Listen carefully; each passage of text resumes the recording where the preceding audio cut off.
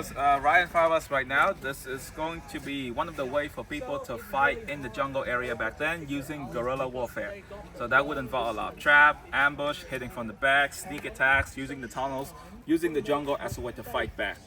This right here, a very common trap that would be used back then by the local people and also the soldiers as well. We call this either bamboo trap or tiger trap.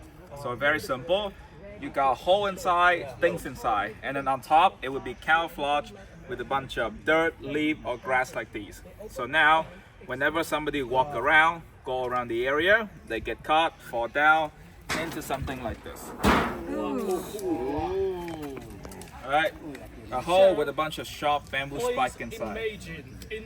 So basically back then, most of these traps right here, they were mainly used for two things. So one is to scare the enemies, two, slow down the operation, and that's it. Not really for killing. So that's going to be why back then, inside the trap, not only the spike, they will also have some extra things for like more fear factors. So for example, inside the hole, not only spike, you can have things like snake, scorpion, spiders, or at the tip of those spikes right there, it can be coated with things like poison, venom, human animal waste to cause infection. Right? Again, just make them feel very afraid to walk around and also slow them down as well.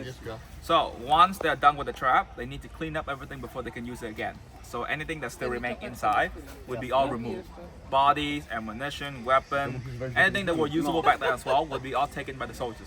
After that, clean up everything, close it like this one more time, camouflage on top again, and then you just wait for the next victim. Okay, so now let's keep on going. Right over here. See how you get into the tunnel system that the local people and the soldiers built here through that small little hole right there. So back then, entrance like that, they would be everywhere. In the jungle, underneath people's houses, at the village, animal cages, they would be everywhere. But of course, all hidden, just like the trap. So if you want to go inside, you need to be able to know where things are to get in. Okay? And back then, we always want to make sure that the system that we built back then was only going to be able to be used by Vietnamese people, so locals and the soldiers. So that was why back then, everything that we built here, from the entrance to the tunnels, the bunkers inside, would be all very small. Right? Very small, so that it will only going to be able to fit Vietnamese people, not US Army, not US soldiers. And also the other reason back then as well was because people were small and skinny back then. So the average height during the war back then would be about 1.5 meters tall, 40, 50 kilograms. So yeah, if you come closer, have a look right here.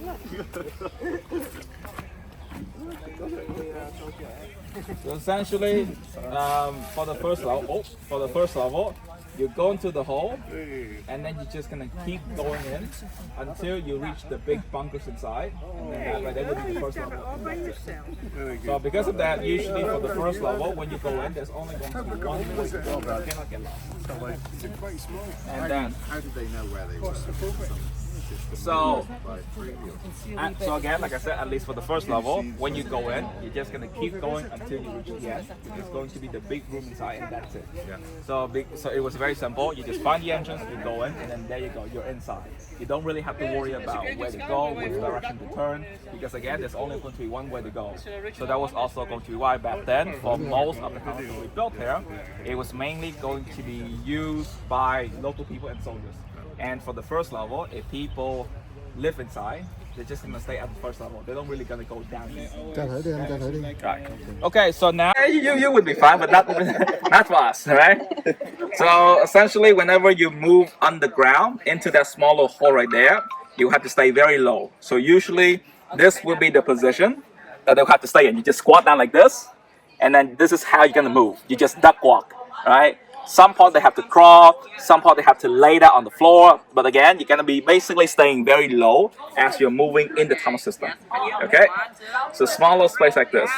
And of course, depending on the area, depending on what they did there, depending on the purpose, of course the size of the tunnel will be adjusted to fit the purpose of that area.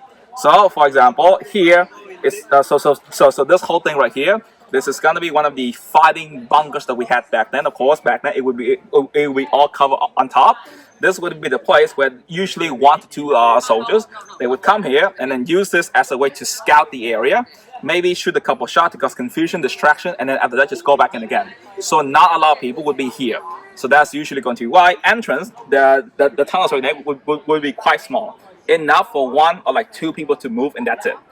But if you were going to be at tunnel area where there would be like a lot of people living or there's a lot of people moving in and out, the tunnels, the size of the tunnel would be a bit bigger. Again, depending on what they did, the size will be adjustable. So usually the way that you measure the size of the tunnels would be measuring the shoulder length of the biggest person in that area. So if he can go in, everybody can go in. Right? So now let's keep on moving. We're gonna see something similar over here. So he said that there were 200 miles of tunnels under here. One of the bigger tunnels that we have. So like I said, depending on where they are, depending on what they did there, the size will be a little bit different. So this right here is going to be one of the fighting trench. So similar to World War I, World War II, these would also going to be the system that they use as a way to move people, equipment, materials around the area. Okay, so usually whenever people move here, they will be moving in small team, 3 to 4 people, carrying a lot of different things with them, building materials, ammunition, weapon, dirt, clay, people going in and out of the tunnel system. So that's going to be like I said, as you can see right here, the entrance at the fighting trench slightly bigger than the one that we just tried earlier. Okay, and if you have a look, you can also see the hole right there. It's going to be a lot bigger than the one that we just saw before, right? But still quite small. So you will still have to squat down to go inside. Okay? So the ground, is it clay or soil? It's mostly going to be clay. So the special thing about the clay is that it's super hard whenever they're dry. So one of the names that the local people would call this clay was the nanosteel back then. Because the clay was super hard, it was like concrete basically, yeah. So it took some digging out then. Yep, it took a lot of time for them to kind of like dig out the whole entire thing. So the time that they would start to build the tunnels would be around 54, 55. And then it would last it all the way to 1973. So about 19 years of making new tunnels every day without stopping. All right, pretty crazy. This is going to be a part of the tunnels that they dug up for us to have a look inside. Quite small. So basically this one will be connected to the big holes that we saw earlier. So like I said, as you keep on moving in, it will start to get smaller and smaller and smaller and smaller as you go. Okay, so again, mainly going to be used by us, not the enemies. If they try to go in, they will get stuck there. So this would be like one of the first defense mechanism of the tunnel system is to make things small. That's it, pretty simple, right? And like I said, because for the first level, you go into the entrance, you keep going until the end. There's only going to be one way to go. So oftentimes, whenever people move, it's going to be in complete darkness. You just keep going until you reach the end. And usually that right there, the first level would be places where most people would live back then. So for a lot of people that spend time in the tunnels during the war, like years and years and years inside, they would be just staying at the first level. They would rarely ever go down to the second level or third level. Because usually back then, at the deeper level, one thing was that as you keep going down further, so number one, you would start to get have problem with breathing, right? Because there would be less air inside. So you don't want to stay inside for too long. And also number two, as you go down deeper, the deeper level, second level or third level, they will start to have multiple different directions that you have to go. So if you don't know your way at the deeper level, bad problem. You're gonna get stuck inside, you're gonna get lost, less air, you're gonna die inside if you don't know where to go. So oftentimes, for like most local people, the children, the women, the older people, if they don't have to go down, they would just stay at the first level and that's it. So mainly back then, the deeper level would mainly go to be used by soldiers or for like emergency cases if they have to run away. But other than that, most of the time, people will be spending their time at the first level and that's it. So if you were to ask if people knew about where to go, what to do, most people, not so much. Because again, most of the time, they would be spending their time at the first level and that's it. Only like specific people, soldiers would know about the whole entire thing. But for most people, first level and that's it. You could be down there for weeks or months at a time before you come can out be again. down there for a very long time because a lot of people that used to live inside, they would be people that run away from bombs and enemies and stuff. so they don't really have anywhere else to go. Laying down, like No. So basically, there would be like a very big space for them to live inside. Oh, once you get into Yeah. So when you get in, like I said, there's gonna be like a big room and bunkers inside for people to live in. Between bunkers, there wouldn't be a tunnel that would connect the bunker directly together. So what you have to do if you want to move from bunker to bunker was either one, you go outside, you look for a different entrance to go into a different bunker, or you go down to the deeper level and then go up again. Oh, okay. So because again, whenever the bomb drop, it will be very strong, very powerful, basically completely destroy the first level. So if we were to make tunnels that would be connected directly together, like bunker to bunker, very dangerous. So again, whenever people want to move from bunker to bunker, at least like inside the tunnels, they want to go down and then go up again. And like I said, if you go down, you have to know where to go as well. Yeah. So yeah, usually not so much. Yeah. Okay, so now next right here, what we're gonna have a look at is going to be models of the people that fought the war here back then in this area. So 4 models in green outfit, that is going to be the northern people, northern soldiers. So they will be the people that were from the north, travel down south to fight here in this area. And then 1 model's right there in black clothing, that will be the normal clothing of the local people that live here. So northern soldiers working together with the local of the south to build a tunnel system for the war. So during the time, depending on what they wear back then, it could tell you what they were doing outside. So whenever they had to do like operation, mission, moving around the jungle during the daytime, they wear green with that camel cape right there. That would help them to blend in, easy to hide in the jungle whenever they're walking around, moving around the area. Very hard to be seen as they are around here. And then same thing, nighttime. So usually nighttime in the jungle is going to be the most active time. So because that would be when most soldiers from the US, they would be sleeping, resting. That will be the time where the people that hid in the tunnels during the daytime, they will start to go out to do things. Collecting materials, digging holes, making tunnels, setting up traps, lots of different movement around during the nighttime. So that's going to be why whenever it's nighttime, they switch to dark color clothing. Black, dark blue, purple, brown. So again, just blend it, right? Hard to be seen as they're walking around, moving around the area. During the war here, there would be a lot of convincing people. So you got like people from the south, they would go to the jungle area to convince the local people, the villagers, to join sign with the US, join with us, we would help you, we will keep you guys safe, the north is bad, all those stuff. And then same thing, people from the north will also come here to try to convince the people that hey, we are fighting to rejoin the country together, join us. And, you got like a bunch of people trying to convince people to join them. So that would be that would be what was happening between the two sides. So you're gonna have some part of the local people of the south will be going with the U.S. into like different places, and then you also gotta have a part of the local people that live here that will be joining with the northern soldiers to build the tunnels and then fight the war. Yeah, so there's a lot of divisions back then, trying to convince people to join their side. So the biggest reason for a lot of the local of the south to join the north was actually to get revenge. Because a lot of times back then, whenever they start to have like search operations for like fighting people that were hiding in the jungle back then, they would just go and kill people, massacres, bombing village, burn down places, and that costs a lot of life, especially when it comes to like family members. So one of the ways for the northern people to convince the people was, hey, if you join with us, we will give you tools to fight back. We will help you with your revenge.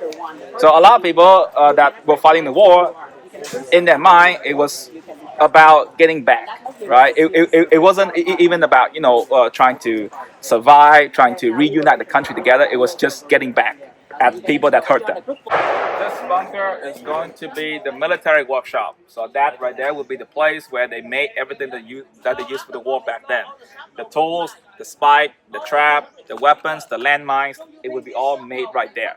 So when you have a look inside, you will see that all of the models, they're all wearing black. That's to show you that, this happens during the nighttime.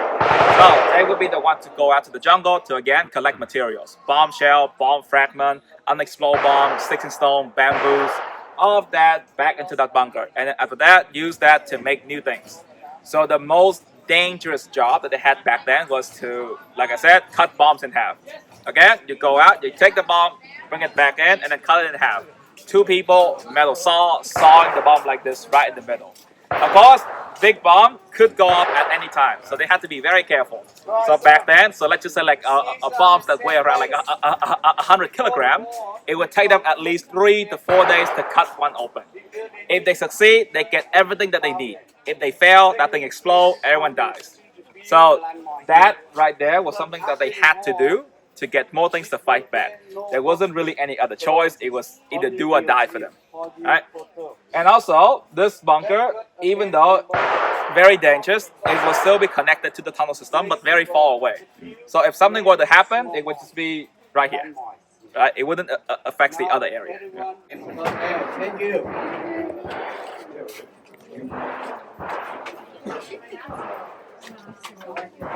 And this team made the ball is small and this may be true, right? They use a little water to fall on the ball. That's make the temperature cool down. Yeah.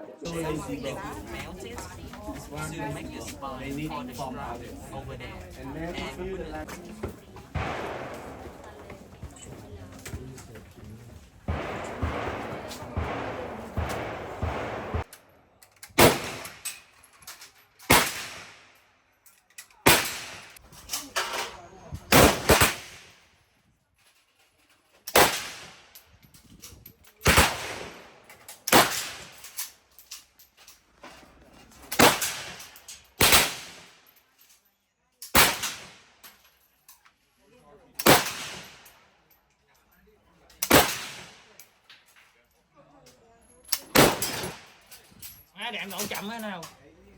Ok. Like a shooting gallery.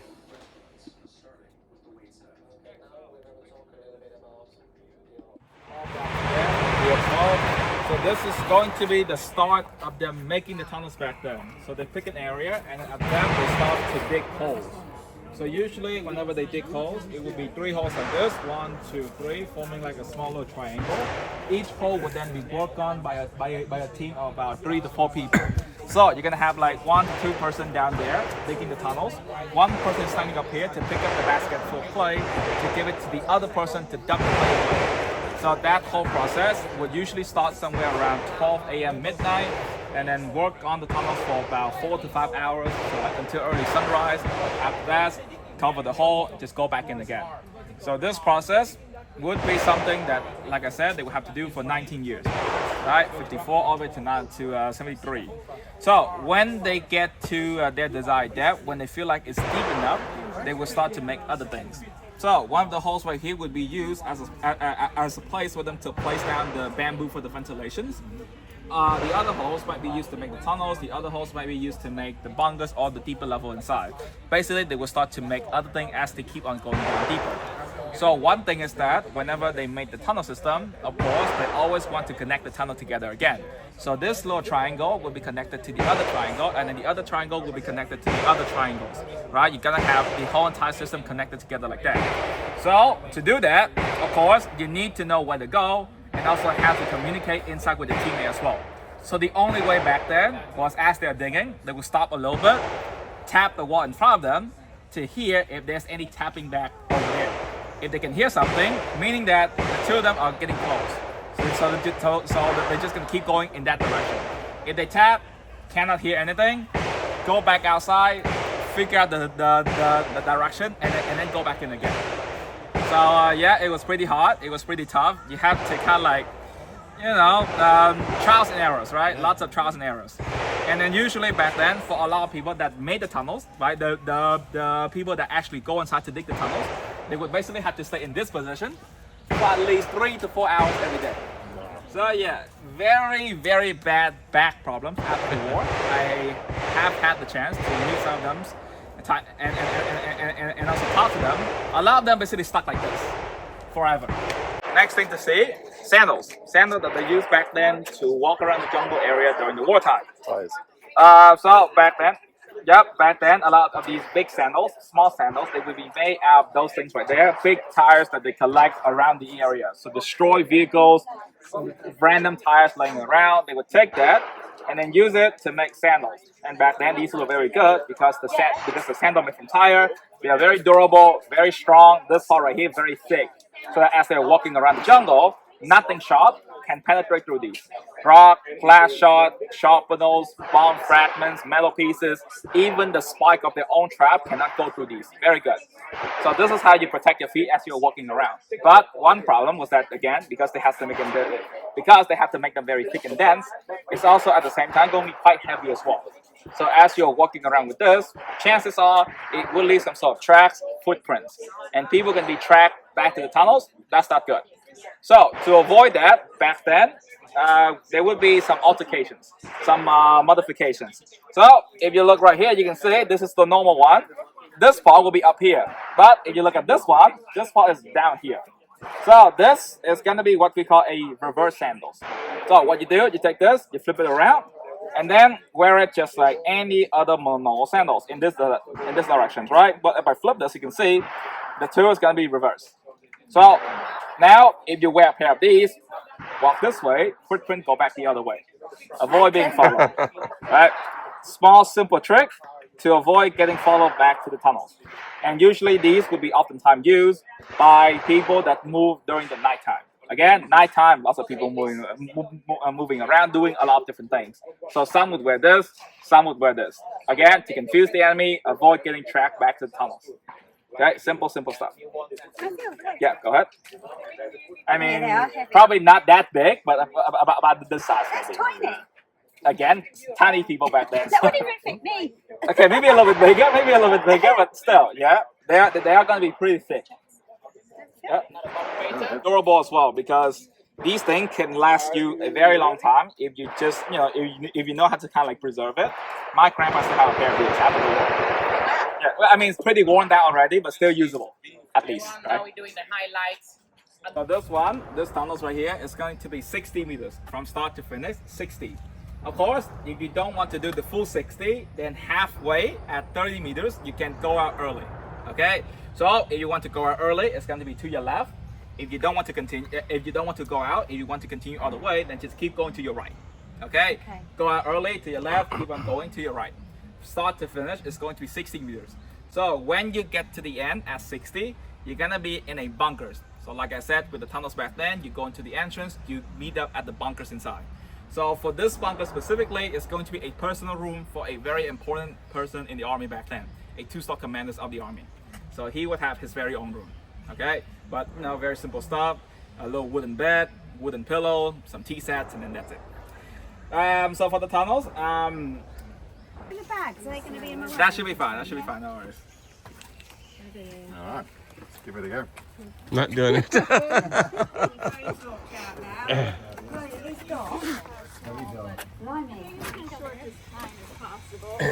be worse for you guys because we're taller before them. Yeah, that's a good idea. Yeah.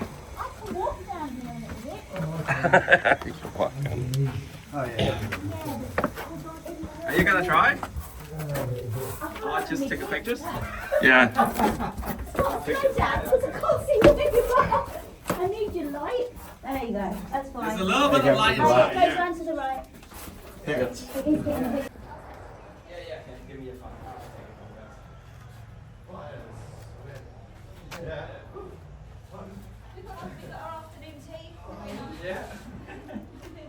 Okay, 1, 2, 3. Okay. Got it. Thank you. So yeah, that's how they move. Most recent one. So it was in the 54, 55. That would be like the beginning. For the French, it was somewhere around the early 20th centuries. 1852.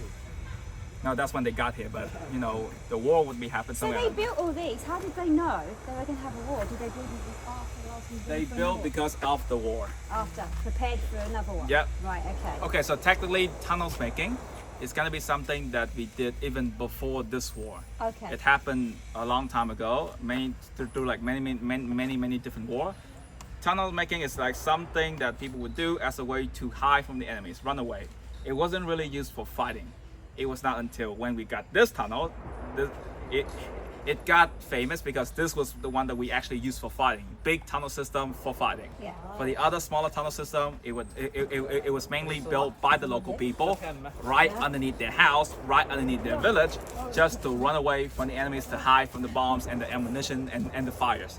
Other than that, not for fighting. Okay.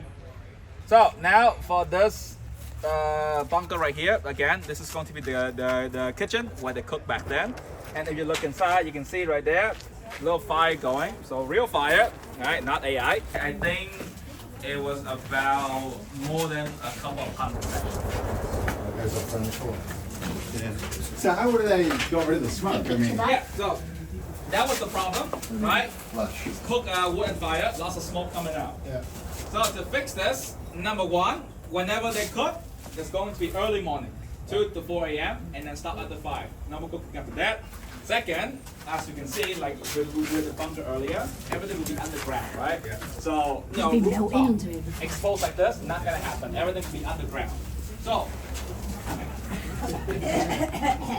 yeah. So the only way for them to hide the smoke, but to get the smoke out, was to build a chimney behind that fireplace right there. Right. So whenever they cook, they fan the smoke go into that chimney. It would go through a small path, big chambers, small path, big chambers, small path, big chambers, all the way outside to a different locations. Right. So by making the chimney look like that, small path and big chambers, what they were trying to do was that they were trying to keep the smoke underground for as long as they can. Because if you do that, the smoke will start to cool down. And then eventually, when they reaches back to the surface again, because it's not hot anymore, they won't go up, they will stay nice and slow on the ground. And also, because of the cooking time, 2 to 4 a.m., at that time, in the jungle, in this area, very foggy. So all the smoke that goes out, blend right into the environment, you couldn't see it from afar. So let's go to the back. You can see where the smoke actually goes.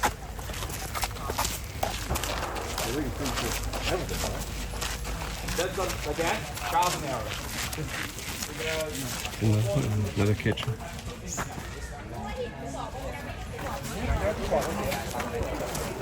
There you go. If you look, the smoke just stay nice and slow on the ground. There you go. That's how you hide. That's how you cook. You cook from there, smoke go out here, stay like this, and then there you go. That's it. Pretty simple. But So not why that did it simple. hasn't But caused a fire? Because it's cold by then. so it's cool, but and also, and of course to avoid that, they will usually cover it with fresh leaf rather than dry one. So morning, chopper that fly across the jungle. When they look down, they couldn't see this. Yeah. So this would be the idea. And usually, and also to kind of like avoid being caught, they would only cook once a day. So usually what they would do is that they would cook like one big batch of food, divide that to the soldiers, and then they would stop cooking for that week. And then once the week is over, they cook again, big batch, and then just keep on doing that. So very minimal cooking time. So now, one last thing to try before we head back out. We're gonna try the food. So the only thing that they had back then in the tunnels for the war.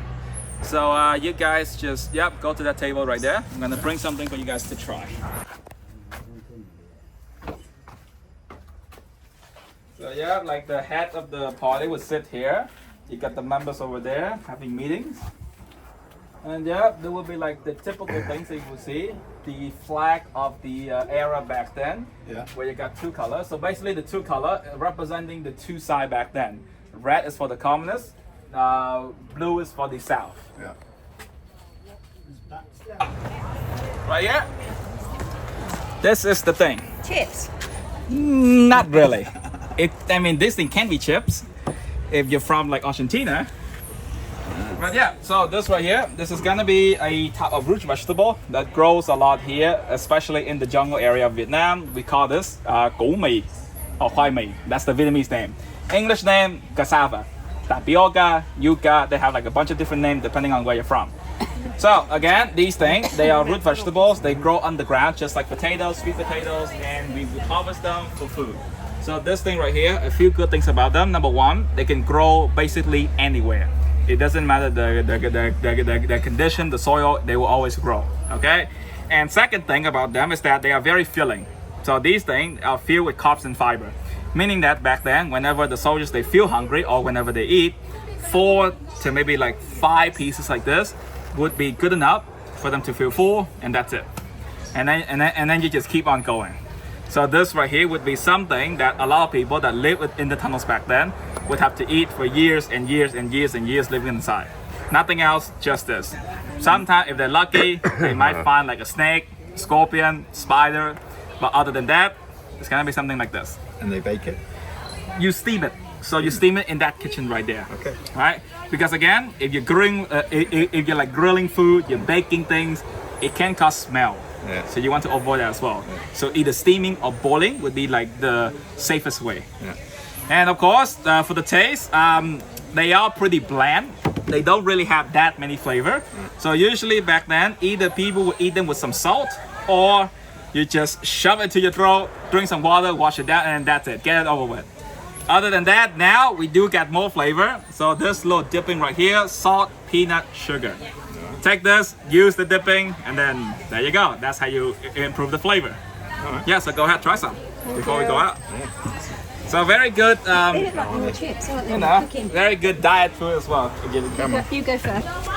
I think they also like deep fry it and then eat it with cheese as well. Actually, much better with the spices on. Yeah, like I said, it improves the flavor a lot. Yeah. It's not too bad then. I mean, it's not too bad for like a couple of days, but you eat it for years, and you will get sick of it eventually. Yeah. But yeah, before the war, this was actually a very staple breakfast food for a lot of farmers back then. Right? They would cook this before they go to bed. Early morning, they wake up at like 3 to 4 a.m. Take a bunch of these and then just eat them as they're walking out to the field to work. These things, they're actually not from here. So the origin of cassava, they're from South Africa. South America. And then because of the Portuguese and the Spanish, they would brought that to, they would brought this to Africa, and then from Africa it would eventually land here. Yeah. I'm actually enjoying this.